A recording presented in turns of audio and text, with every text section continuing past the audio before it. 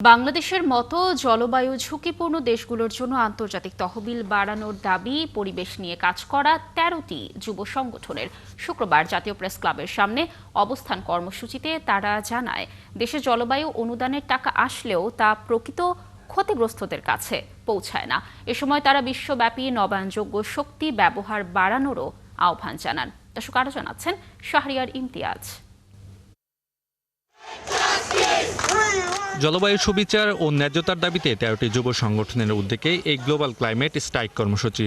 সংগঠনগুলোর নেতারা জানান, পৃথিবী বাঁচাতে জলবায়ু নীতি নির্ধারকদের নবায়নযোগ্য শক্তিতে বিনিয়োগ বাড়াতে হবে, পরিহার করতে হবে জীবাশ্ম জ্বালানি। কার্বন নিঃসরণ যতদিন না বন্ধ না হচ্ছে, আসলে জলবায়ু পরিবর্তন কখনো ঠেকানো সম্ভব না।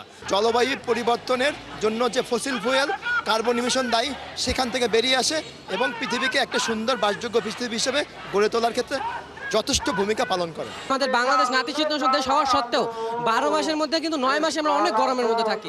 কারণটা কিন্তু আমাদের যে গ্লোবাল ওয়ার্মিং সমস্যাটা।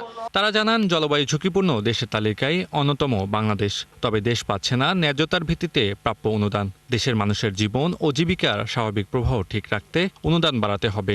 আমরা যারা ক্ষতিগ্রস্ত দেশ আছি, আমরা কিন্তু ন্যায্যতা পাচ্ছি না। পুরো বিশ্বব্যাপী আমাদের সকল তরুণের একটাই আন্দোলন বা একটাই দাবি যে আমরা চাই জলবায়ুর ন্যায্যতা। যদি আমরা এখন মুখ না খুলি, তাহলে একটা সময় পর্যায়ে আমরা না হলে ভোগান্তিতে পড়বো না, কিন্তু আমাদের ফিউচারে যারা আসবে তারা এই ভোগান্তিতে পড়বে। আজকে ব্রাজিলের বেলেম শহরে COP30 অনুষ্ঠিত হচ্ছে, যেটি কখনোই সাকসেস হবে না যদি সেটা বক্তৃতার মধ্যে না থাকে, সেটা যদি মাঠ পর্যায়ে টাকাটা যদি মাঠ পর্যায়ে না আসে। আন্তর্জাতিক পর্যায়ে আমার একটাই দাবি যে আমাদের বাংলাদেশকে লোন না দিয়ে গ্র্যান্ট হিসেবে দেওয়া যায়। ক্লাইমেট ফাইন্যান্সের ফ্রেমওয়ার্কটা আগে ক্লিয়ার করা।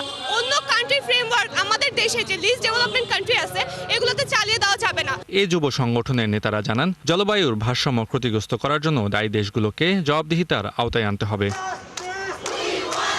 শাহরিয়ার ইমতিয়াজ, ৭১, ঢাকা।